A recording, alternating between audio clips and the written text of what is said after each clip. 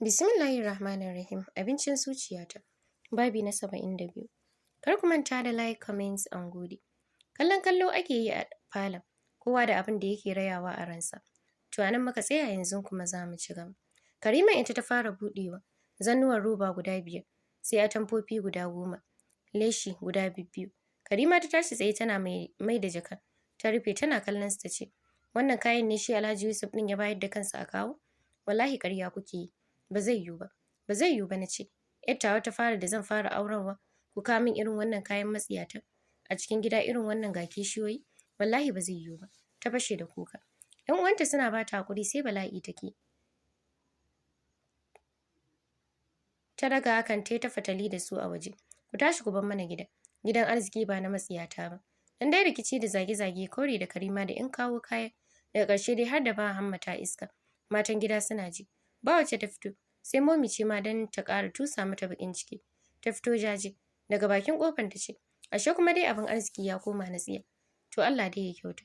Ko da dadi ya tambayi ummi abin da ya samu Humaira, tunda ta ce ba accident suka yi ba, kamar yadda Faruk ya ce. Ta masa bayanin yadda abin ya faru, sai dai bata kawo sunan Karima a ciki ba. Ya dan yi shiru ya ce amma da hannun Karima cikin wannan abin ko? Ki gaya min kar ki ɓoye min, saboda na ga irin kallon da Faruk ya mata a ranar. Na san ba zai mata a banza ba. Ummi ta miƙe da ce ni iya abin da na sani na gaya maka, wanda ban sani ba na bar ma Allah. Daga haka ta fice ya jijjiga kai, ya tashi ya shige ɗakinsa, yana ayyana hukuncin da zai mata, muddin ya samu da hannunta a ciki. Sau biyu Faruk na zuwa neman Hamza, bayi samun sa a gida, kuma har yanzu bai waiwayi Alhajin da yake rufe shi da 'yan matan biyu ba. Misalin karfe 2 dare Faruk ya fita, kai tsaye unguwan Hamzan ya nufa. Can ƙasa ya fake motarsa ya nufi gidan da ƙafansa. Abokan aikinsa suna tsaye can ƙasa, kamar yadda ya tsara. Ƙofar gidan da aka ɗan lanjana ya buga da ƙafansa. Kai tsaye a ɗakin Hamza ya nufa. Ya doki ƙofar da iya ƙarfinsa. Ƙofar ya buɗe ya shiga. Su biyu ne kwance a ɗakin ya haska. Nan suka yi ido biyu da Hamza. Yana mutsutsuka idonsa. Wani irin wawan naushi Faruk ya kai masa. Ya cakumo shi. Ya ɗaga shi ya tsayar da shi. Ya dinga wanka masa mari. Sai da ya gama jijjiga shi. Sannan ya kalli ƙaninsa da ya takure a jikin bango. Ya haska idonsa ya ce ka gane ni? Ƙanin ya gyaɗa kai yana kyarma alamin ƙi. Ya ce oke, in ma baka gane ba, sunana Faruk ɗan gidan Alhaji Ahmad Umar ne fa. Ko a bacci ka tashi ba za ka manta sunana ba. Daga haka ya binciki Hamza ya fito da shi. Bai saurari magiyan da ake masa ba. A tsakar gida ya ga mutanen gidan yana jin mai gidan yana zuwa yana tambayan waye haka. Bai kalle shi ba. Ya ci gaba da jin Hamza. A gefen gidan ya tarar da yaransa ya wurga masa shi. Ya kakkaɓe hannunsa ya wuce. Bai ko sake waiwayensu ba. Duk da yana jin hayaniyan mutane na ƙara yawa a gun. Direct ya wuce gidansu ya jima zaune a cikin mota. Yana huci. Kamar kububuwa. Har sai da aka fara kiraye-kirayen sallah. Ya buɗe motan ya fice. Ya je ya alwala ya nafilolinsa. Kafin da aka kira sallan ya fice ya tafi masallaci. Ko da ya dawo ba yanda bai yi ba. Ya kwanta ya yi bacci ya gagara. Da haka ya fito ya shiga cikin gida. Tun shigowarsa gun momi take kallonsa. Har ya zauna suka gaisa. Ta ce Faruk, me yake damunka? Ka ga fa yanda ka da kullum aka ganka, za a ganka cikin damuwa. Da an tambaye ka ce babu. Sannan me ya same ka a kafanka na kamar an maka ɗinki? Ya numfasa yana kallon ta ya ce ni fa ba wani abin da yake damuna momi. Kafana kuma na ɗan samu accident ne. Ta taɓe baki ta ce kai ka sani. Ni duk kullum ina maka addu'an Allah ya raba ka da wannan hali. Ya tashi ya fita. Bayan ya gaida Umma ya fito kenan suka haɗu da Karima.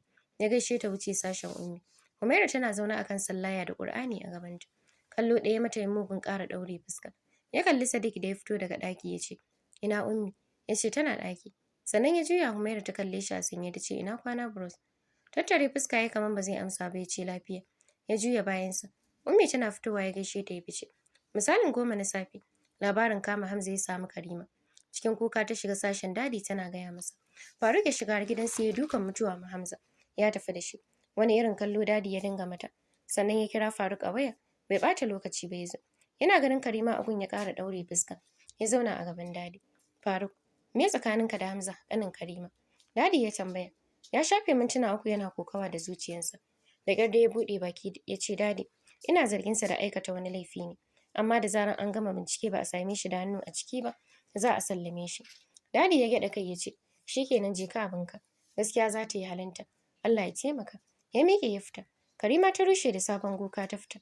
Sai a lokacin ta yi tunanin hoton da tafka na barin 'yan matan suka dinga zuwa gidan.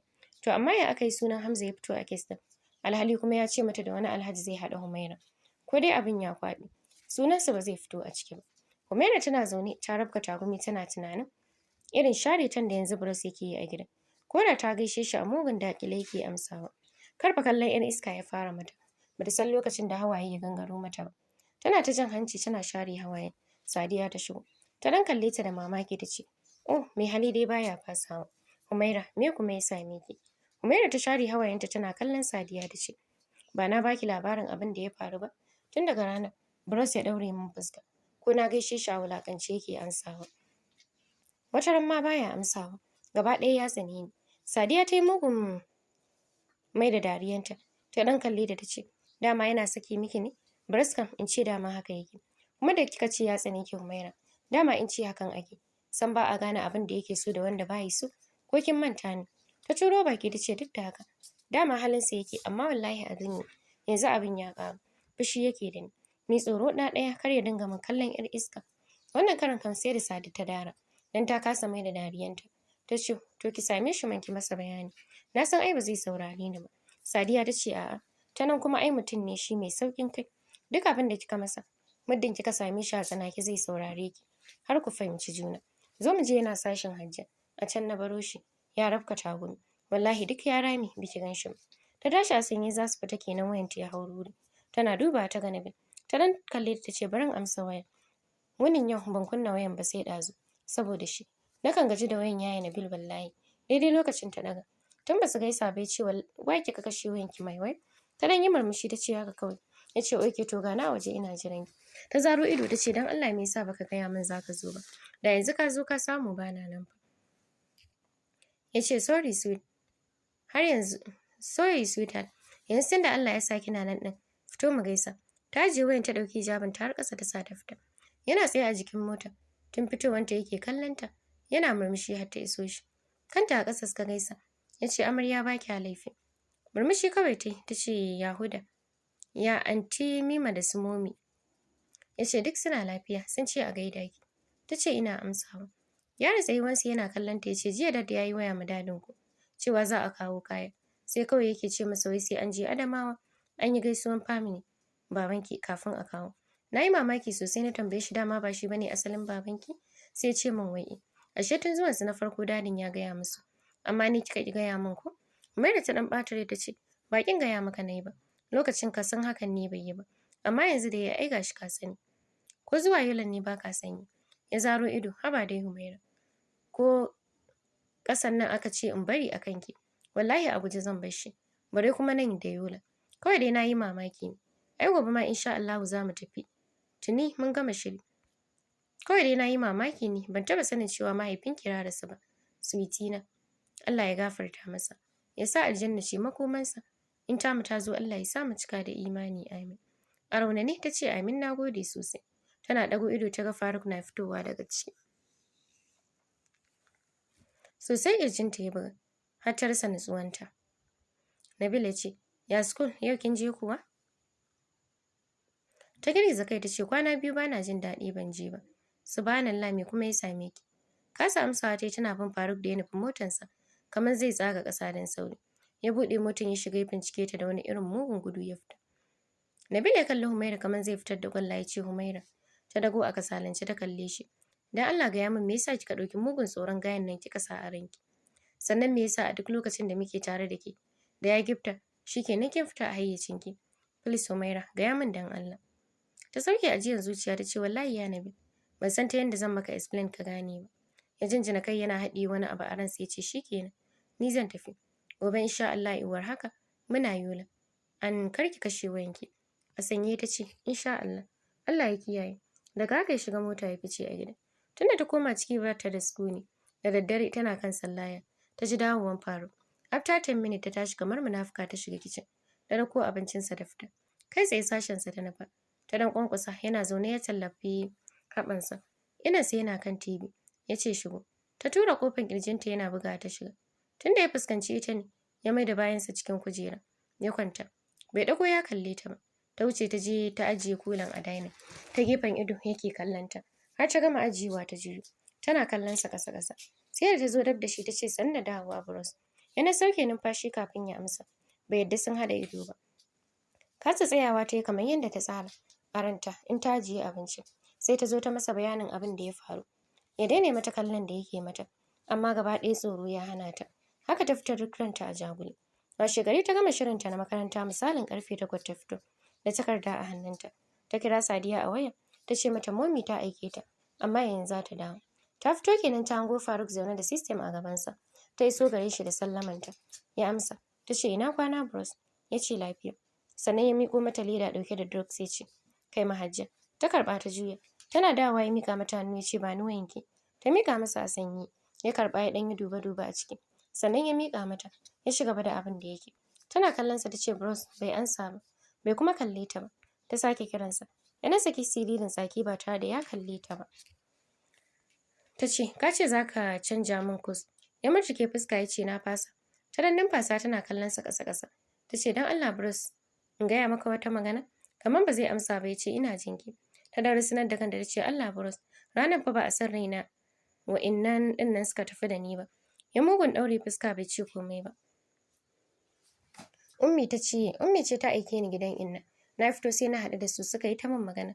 Ina share su. Haka suka dinga bi na har bakin hanya. Ina tsare na fif su ma suka shiga. Ina sana kan system ɗinsa ya ce ban hana ki mu'amala da su ba. Tun ran farko da na ganki ban ce ko gaisuwa karki da kuma haɗa ku ba. Ta ce ka faɗa. Ya gyaɗa kai ya ce ba kya kunnen ki baya jin magana. Kaɗan kika gani ki ta yi. Ai yanzu kin girma sosai. Ke da yake shirin aure. Kamar za ta yi kuka ta ce Allah bros bakin jin maganan ka na yi ba. Dan Allah ka yi haƙuri. Bai ce mata komai bai ci gaba da aikinsa. Tana tsaye a gun. A nan Sadiya ta dawo ta same ta. Ta kai ma Mummy aikinta suka wuce school ɗin. Faruk waya maganan ku da Hamza ne. Ka Karima ta gama fita a hayyacinta. Ta ɗaga min hankali. Wai ko ganin Hamza an hana su. Ya faɗa yana nuna Karima. Faruk ya numfasa ya ce Dadi Hamza shine wanda ya sa aka ɗauki Aisha. Dadi ya ware ido yana kallon sa. Karima ta miƙe ta ce wallahi ƙarya ne Faruk baka tsoron Allah. Haka kawai kuka haɗa baki da Jamila kuka mana sharri. Ni wa'innan yaran ban san daga ina suke ba. Ka fito min da ganina. In ka ƙi wallahi ranka zai ɓaci. Dadi ya kalli Faruk da kansa yake ƙasa ya ce tashi ka tafi Faruk. Kai ka ɓoye komai ka rufa mata asiri. Amma da ke Allah ba azzalumin bawa bane. Gashi da bakinta ta faɗi. Komai bata fayyace min komai ba. Na sa su a yanzu. Faruk ya tashi bai ko kalle ta ba ya fita. Dadi ya wuce ɗaki kai tsaye ganin yanayin sa yasa ta fice jikinta na bari. Tana zaune cikin tashin hankali. Tana ba Manala labarin yadda aka yi. Dadi ya shiga falon ya miƙa mata takarda ya ce wallahi tallahi Karima na haƙura da ke har abada. Ina neman tsari da ƙara haɗa hanya da mai kamar ki. Ya fice ya barta tana rusa ihu a wajen. Rikici aka yi sosai bayan da Karima bata yi ba. Kan Hajja da sa baki. Tunda saki ɗaya mata da akwai sauran ɗaya. Hajja ta ki sa bakin. Ta ce ba ruwanta. Daga baya Kariman ta roƙi dadi ya barta a yi bikin Nana kafin ta tafi. Ya ce mata bismillah. Dama musulunci ya ba da damar mace ta yi idda a ɗakinta. Ya kafa mata dokoki ya ce tana ƙetare ɗaya za ta bar mai gida ko bata gama iddan ba. Waya Karima ta yi ma Alhaji Yusuf ya zo. A lokacin Amira suna zaune da bazawarinta da ya kawo sadaki Anas. Wani kallo ta dinga masa har ya shiga ciki. Ta taɓe baki ta ba mu Anas labarin abin da ya faru. Alhaji Yusuf ya kalli Karima da ta gama fita a hayyacinta. Ta ƙara koɗewa ta jini. Tana ji tana gani mijin da take matuƙar ji da shi ya gagare ta. Turakan da take matuƙar gadara da shi takan shiga a duk lokacin da ta so ta fita. A lokacin da ta so ya gagare ta. Rayuwa dama baka sanin muhimmancin abu sai ya kuɓuce maka. Tun ba